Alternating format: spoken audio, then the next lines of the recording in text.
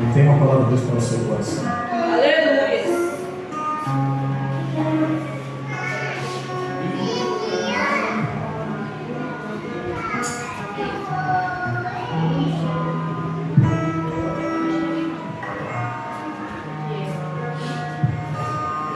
Versículo 14. Versículos 14 a 21. Por causa disto, me ponho de joelhos perante o Senhor Jesus Cristo, o qual toda a família da terra e dos céus toma o nome, para que segundo as riquezas da sua glória vos conceda que sejais corroborados com poder pelo seu Espírito no homem interior, para que Cristo habite pela fé nos vossos corações, a fim de, estando arraigados e fundados em amor, poderes perfeitamente compreender em todos os santos, com todos os santos, qual seja a largura, o comprimento, a altura e a profundidade, e conhecer o amor de Cristo que excede todo entendimento, para que sejais cheios de toda a plenitude de Deus. Ora, aquele que é poderoso para fazer tudo muito mais abundantemente além daquilo que pedimos ou pensamos, segundo o poder que em nós opera. A este glória na igreja, por Jesus Cristo, em todas as gerações, para todos sempre. Amém. Pode sentar, meus irmãos. Glória a Deus. Jesus maravilhoso, fala conosco, meu Pai, e toca nossos corações com a Tua palavra. Deus, que o Senhor nos oriente, nos ensine, nos exortes nessa noite. Anima o Teu povo, Senhor, em nome de Jesus. Quem concorda comigo e com essa oração, diga amém. Amém. Queridos irmãos, eu quero falar sobre, nessa noite, conversar com vocês nesse tema: Deus faz além. Mas para que o Senhor faça além, nós precisamos nos dar para que Ele opere em nós infinitamente mais, e também faça isso de forma abundante. Efésios capítulo de número 3, versículos de número 14 a 21, faz com que nós entendamos uma coisa que sempre ecoou e esteve presente na vida do apóstolo Paulo. E o que é isso? É o que nós chamamos de oração. A oração, ela fez parte, faz parte do ministério de Paulo, como também de todo crente que permanece vivendo segundo a vontade de Deus. Para entendermos melhor um pouquinho do contexto aqui desta carta, Paulo, o apóstolo amado por Cristo, o qual, quando foi, eu vou citar esse termo, ele foi pego por Jesus no caminho para Damasco, e nós sabemos que o propósito de Paulo era pegar e parar ou frear a pregação da igreja evangélica, da igreja primitiva, da igreja de Cristo. É tanto que a Bíblia diz em Atos que ele pegou cartas que o autorizavam, dava autorização para que ele pudesse entrar e tirar os cristãos, frear, parar a pregação da igreja. Este apóstolo que nós conhecemos por Paulo, ou também chamado de Saulo, este homem foi pego por Jesus no caminho de Damasco. Uns dizem que ele caiu do cavalo, outros dizem que ele só foi ao chão. A Bíblia não deixa claro se ele caiu do cavalo, mas sabemos que ele se prostra, ele cai. E aquele clarão que se revela a ele é Jesus, o próprio Senhor que nós conhecemos. Paulo estava a caminho para perseguir e parar na igreja. É tanto que no capítulo 8, quando a Bíblia narra a morte de Estevão, o diácono escolhido, quando a igreja necessitou de homens cheios do Espírito Santo, quero abrir um parênteses aqui, nas necessidades diaconais da igreja, para fazer este serviço, Deus escolhe homens que sejam cheios do seu Espírito. Para quem pense que o diaconato é um cargo baixo, coitado, que pensamento raso. O diaconato é um cargo, é um ofício, na verdade. É mais ofício, é mais serviço do que cargo. Especial, para pessoas especiais, que têm as qualificações que Deus exige, e uma delas é ser cheio do Espírito Santo. Estevão prega o Evangelho cheio do Espírito Santo. Ele confronta com a pregação do Evangelho. Saulo estava ali, Paulo estava ali, quando este é apedrejado e morto pelas mãos daquele povo. A Bíblia diz que Saulo, ele consentiu com a morte de Estevão. E há quem diga que esse consentir de Paulo sentiu pena da morte de Estevão. Não. Esse consentir aqui ele viu que isso era bom para frear a igreja. Ou seja, Paulo põe em sua mente, ainda que tenhamos que matá-los, nós precisamos frear a pregação do Evangelho. Precisamos frear a pregação desse Cristo. A caminho de Damasco, ele é pego por Jesus, e agora nós sabemos que o perseguidor iria tornar-se perseguido. E o que Paulo recebe aqui é uma mensagem. E que mensagem é essa? É uma mensagem, é um alerta de Jesus. Quando Jesus chega para ele e derruba-o naquele caminho. Quando derruba-o naquele caminho, ele pergunta: Senhor, quem és tu? Depois que esse chega diante dele e diz: Saulo, Saulo, por que me persegues? Ele diz: Senhor, quem és tu? Ele disse: eu sou Jesus, a quem tu persegues. Duro é para ti recalcitrar contra os aguilhões. Ou seja, se fosse um Jesus nordestino falando, tu vai continuar dando murro em ponta de faca até quando? Tu pensa que dar murro em ponta de faca é algo que edifica? Vai te ferir. Ali ele diz: o Senhor quer que eu faça o quê? Vai, e continua teu caminho. Vai para uma casa e fica lá. Para Ananias, Jesus disse: vai, porque este para mim é um vaso escolhido.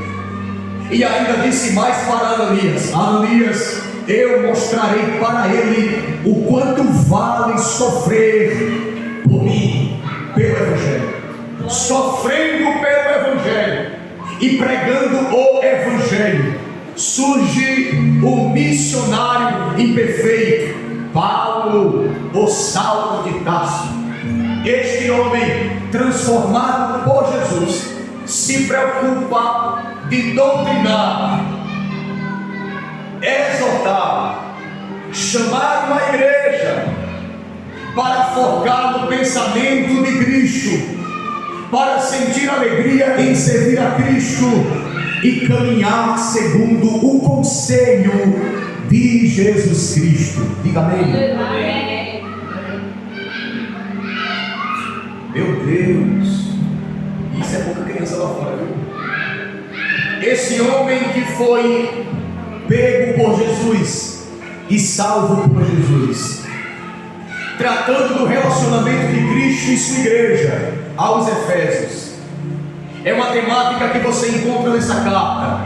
Ele precisava, pela palavra de Deus, pela palavra cristocêntrica, chamar a atenção dos crentes de Éfeso para fortalecer o seu relacionamento com Cristo.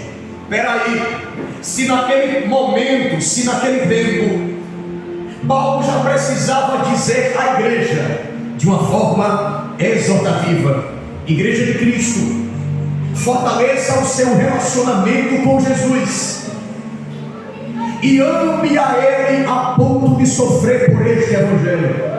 Eu pergunto para os irmãos, aleluia, considerando o que Jesus disse no capítulo de número 24, versículo de número 13 de Mateus, dizendo, versículo de número 12: e por se multiplicar a iniquidade, o amor de muitos esfriará. Significa que quanto mais o tempo passa, mais o amor de muitos se esfria. Considerando essa verdade, eu quero que os irmãos pensem: se naquele tempo, naquele avanço, muitos já estavam perdendo o seu amor pelo Evangelho, perdendo o seu amor por Jesus, quem dirá nos dias de hoje? Será que ainda é necessário levantar-se pregadores, pastores, homens de Deus, mulheres de Deus, como o apóstolo Paulo, e pregar dizendo: aumente, melhore o seu relacionamento com Jesus? Será que ainda é necessário pregar para a igreja dizendo: igreja de Cristo, nós precisamos melhorar, aprofundar, ir mais além no nosso relacionamento com Jesus? Será que isso ainda é preciso nos dias de hoje? Pense consigo mesmo. Sim, é possível, porque ao passar e ao se avançar nos últimos dias, o versículo de número 13 de Mateus, versículo 12, perdão, se cumpre, que o amor de muitos se esfriará, é tanto do ímpio, ou de qualquer cidadão, como também da igreja, a igreja também, porque a paixão e o apego pelas coisas dessa terra ainda consegue e conseguirá mais apagar a chama do Espírito no coração de muitos crentes. E quando a chama do Espírito se apaga dos corações de muitos crentes, o que é que acontece? O amor pelo reino de Deus, pela palavra de Deus, pela obra de Deus, se esfria. Aí é necessário nós levantar vasos para chamar a atenção da igreja e dizer: igreja do Senhor, levantemo-nos e esforcemos as nossas mãos. Para quê? Para que amemos o Senhor a ponto de aumentar a nossa comunhão no relacionamento com Jesus Cristo. Sendo que isso é um dever nosso como cristão ou cristãos. E mesmo assim precisamos ficar pregando e dizendo: igreja acorda, igreja levanta, igreja se anima, igreja avança em quê? Em conhecer e se aprofundar em Jesus Cristo. E por quê? Porque Ele faz infinitamente mais do que pedimos ou pensamos. Será que a igreja se cansou de experimentar o amor infinito de Deus? Será que a igreja, quando eu falo igreja, não é todo mundo não, é alguns, então eu vou melhorar a fala. Será que uma parte, e infelizmente em alguns lugares a maioria não, cansou de amar a Jesus, cansou de experimentar o infinito amor de Deus? E muitos dizem que sim, porque as irmãs cantaram: onde está aquele povo barulhento? Mas aí quem pergunta é aquele que ficou.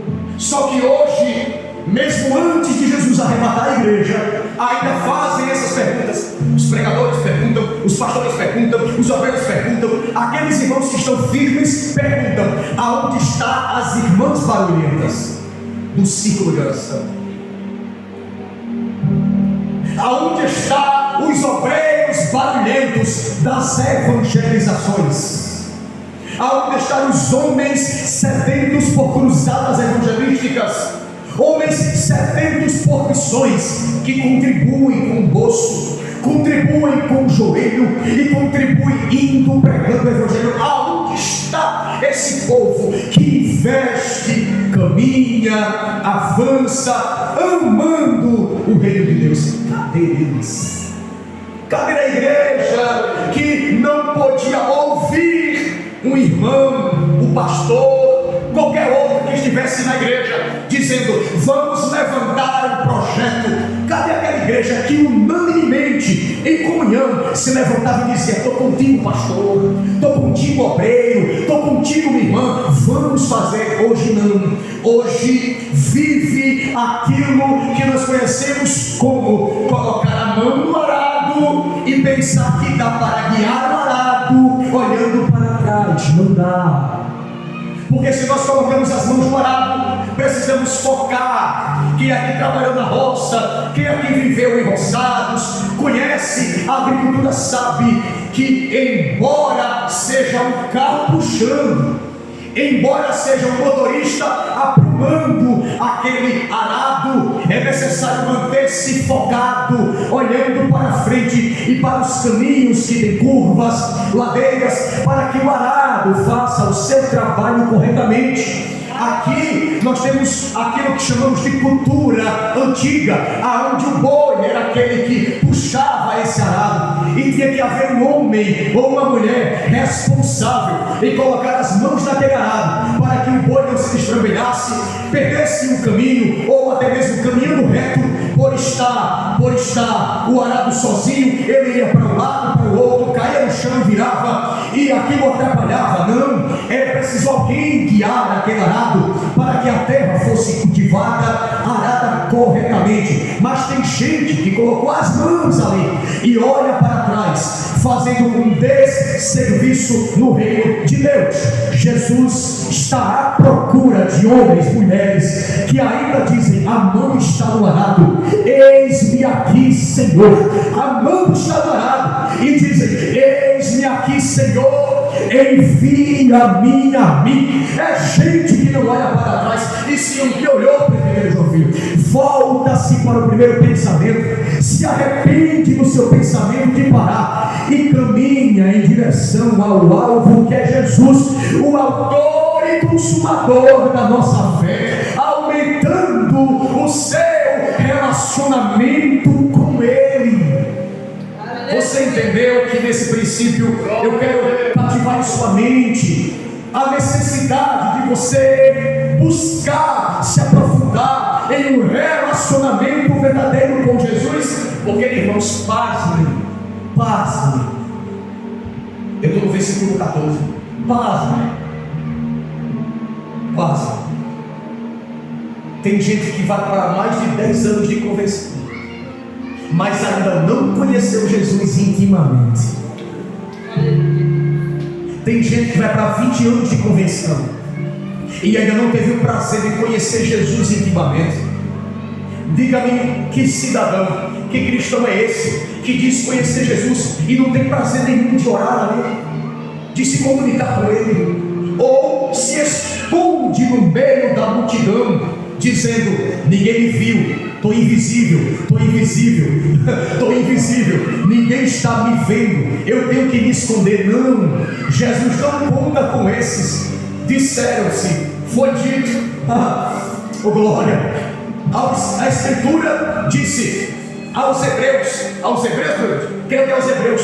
O escritor diz que nós não somos daqueles que olham para trás, daqueles que recuam. Pelo contrário, somos daqueles que, igualmente Sadraque, Mesaque e Abednego, Ananias, Azarias e Misael, toda a multidão se curva, mas eles permanecem de pé, dizendo ao Deus que eles servem, e não se entregando às amarras do inimigo, e nem apostatando, e nem se desviando da presença de Deus, caminhando segundo a pregação da verdadeira palavra de Deus, que é o Evangelho de Jesus Cristo, ao qual nós pregamos. Ai meu Deus, eu sinto graça de Deus aqui, todo falar. Aleluia. beber um gole d'água, senão não aguenta não.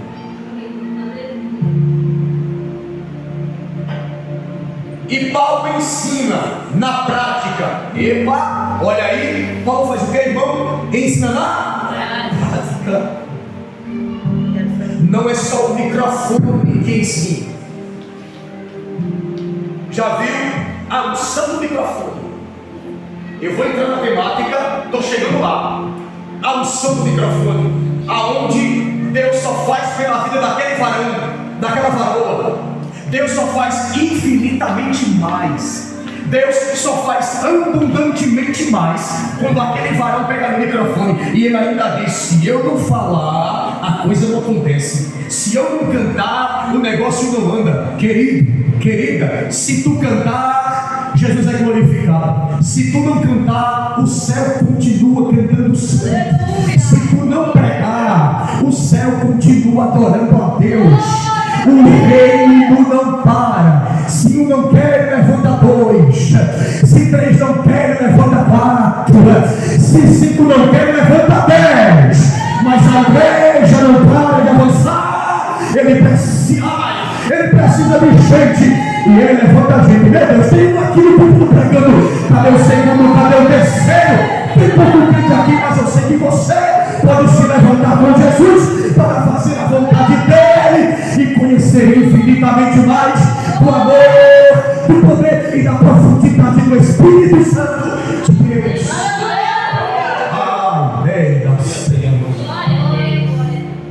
Aleluia. Paulo ensina na prática. Hoje nós temos professores,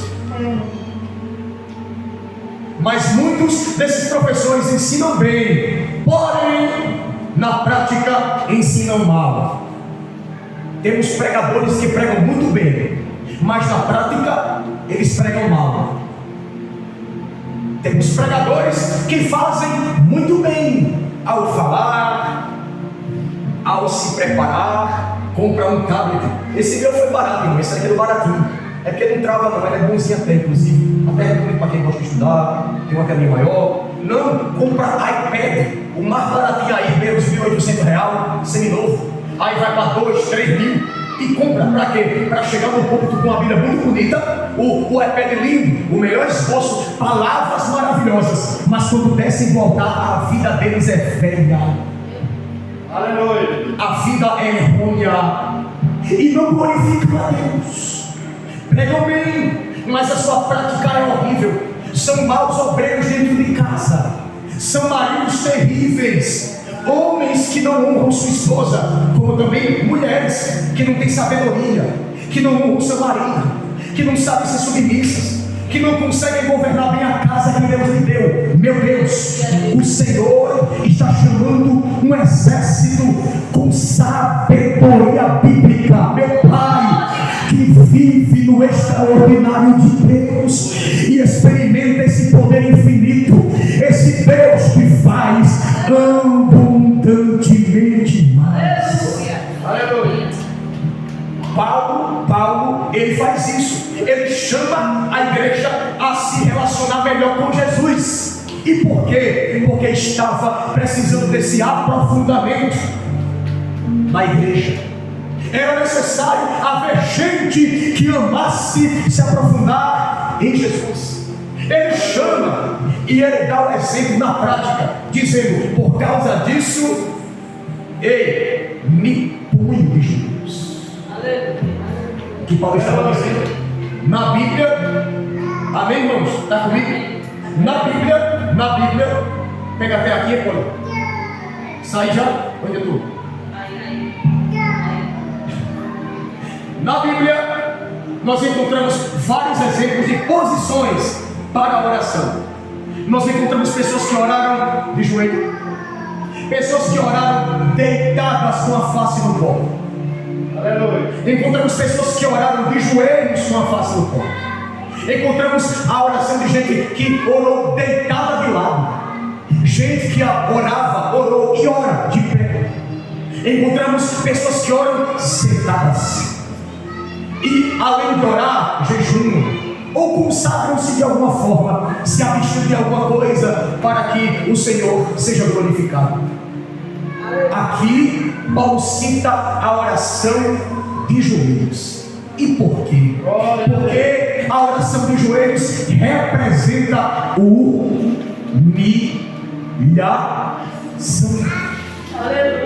Aleluia. E sabe por quê?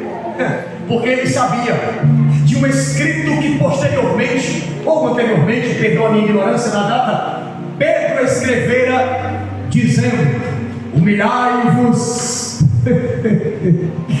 debaixo da poderosa e potente mão de Deus, e em seu tempo ele vos exaltará.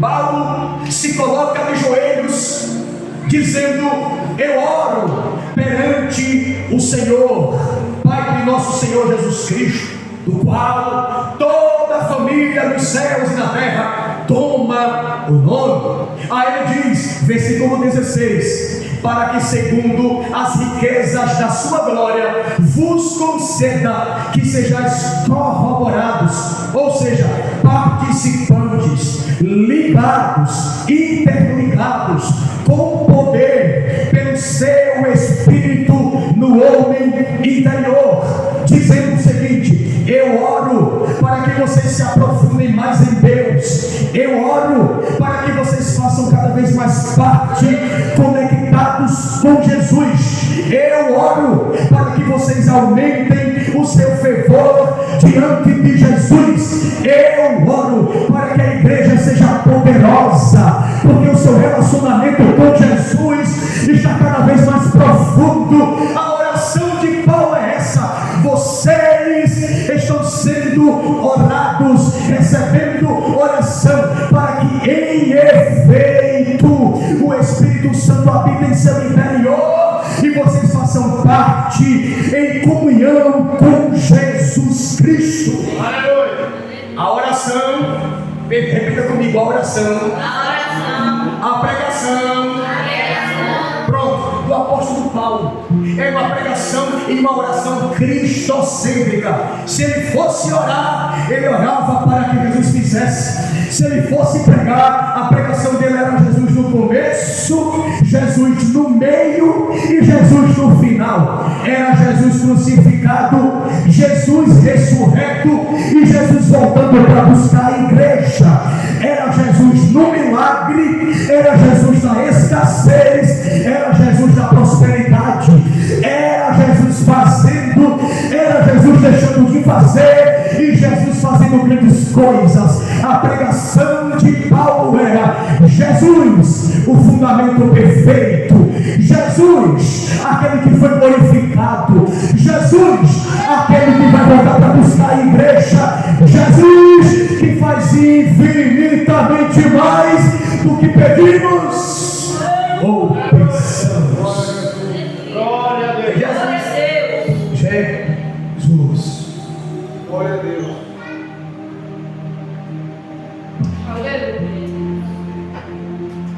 Você já entendeu o Paulo?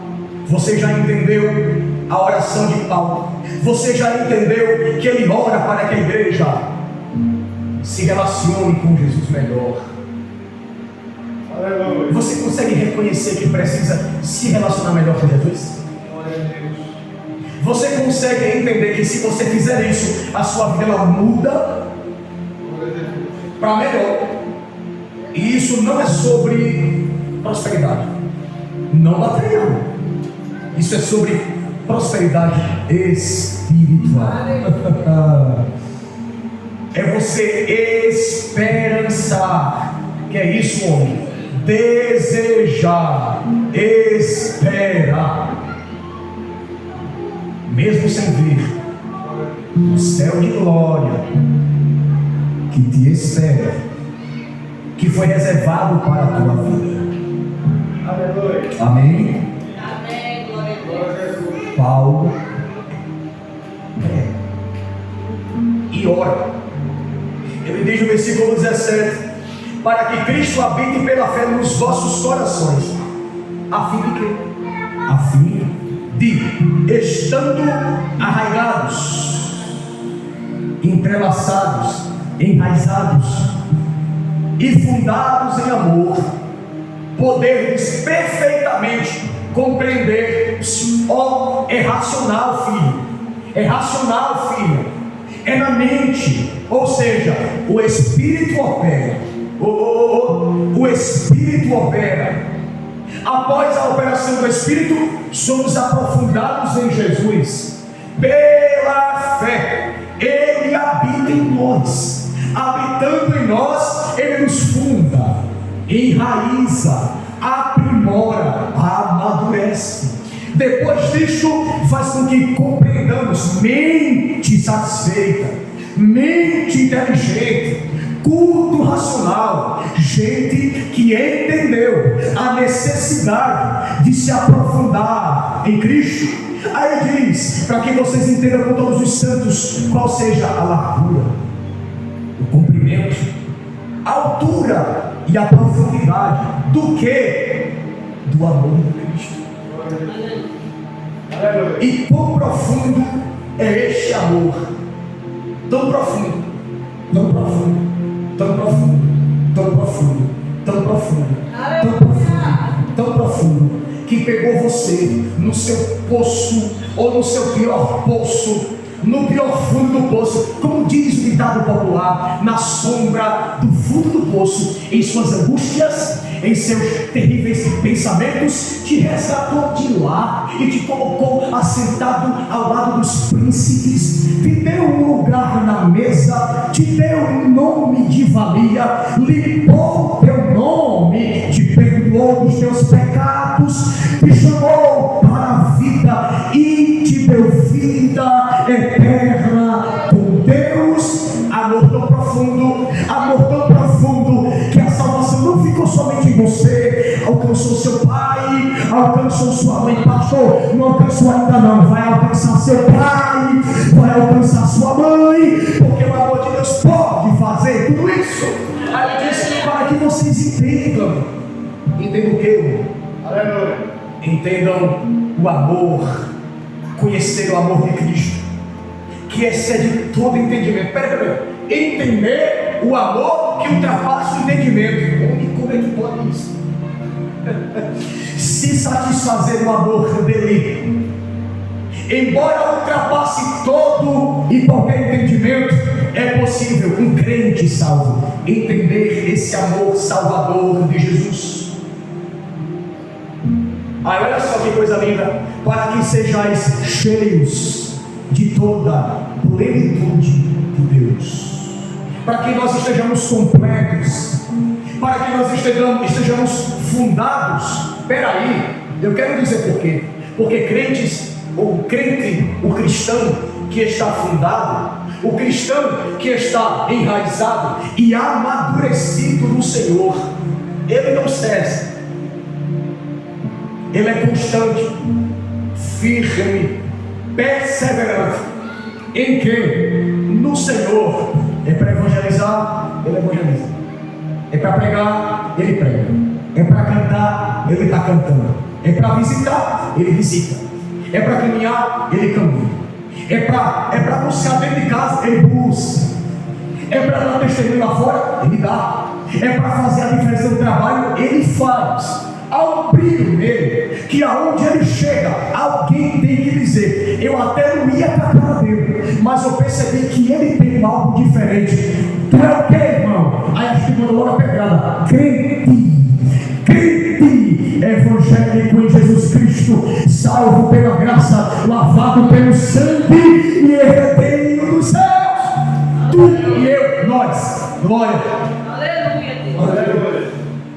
Ai, Paulo tinha motivos, porque ele era dessa forma, ele tinha essa riqueza. E olha só, mesmo preso, Paulo escreve essa carta, e sua motivação sempre foi o avanço e o crescimento da igreja de Cristo e do Evangelho. Peraí, Paulo tinha motivos, sim ou não, para parar na caminhada? Aleluia. Tinha, irmão, ele tinha 4 naufrágios. 4 naufrágios. Não me falha a memória, 4 naufrágios. Sem ar das prisões, até que ele fica preso uma vez em Roma. E preso, ele escreve a carta mais feliz do Novo Testamento. E vocês deveriam saber qual era, porque eu já citei aqui um bocado de vez. Citei na escola bíblica, Filipenses. É tanto que a temática é essa aqui: a felicidade ou a alegria de servir a Cristo, ou de viver para Cristo. Peraí, Edson, mas Paulo estava preso.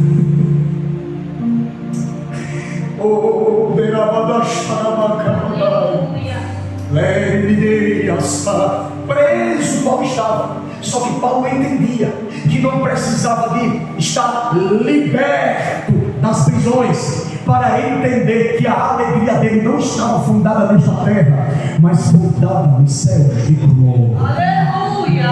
Glória a Deus. O cara no corredor da morte, irmão, cantando e dizendo: eu estou sendo oferecido como sacrifício, e a coroa da justiça me está reservada, a qual eu receberei do justo juiz naquele grande dia. E ele diz assim: não somente eu, mas todos aqueles que amarem a vinda de Jesus. Glória a Deus. Amém? Amém. Amém. Paulo, no capítulo 3, versículo 1, ele diz: por essa razão, eu, Paulo, prisioneiro de Cristo Jesus, por amor de vocês, os gentios. No capítulo 4, versículo 1, Paulo diz: por isso eu, prisioneiro no Senhor, peço que vocês vivam de maneira digna da vocação em que foram chamados. Capítulo 6, versículo 20 de Efésios: pelo qual sou, disse Paulo, embaixador em cadeias, para que em Cristo eu seja ousado para falar como me cumpre fazer. Paulo estava feliz, dizendo: prego na prisão, escrevo na prisão, oro na prisão. E por que, Paulo? Eu estou trancado, mas o evangelho não.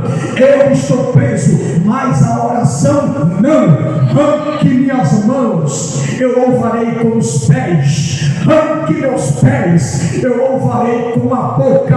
Tape minha boca, eu irei me balançar e continuarei louvando. Me mate e eu louvarei e cantarei nos céus. Mas o crente que tem a palavra, que tem a presença de Deus, ele não cessa, ele não para até que Jesus venha, até que Jesus volte. Ele clama, ele canta, ele espera, ele faz alguma coisa no reino de Deus, porque ele conhece o Deus que faz infinitamente mais. Aleluia! Aleluia! Glória a Deus! Glória a Deus.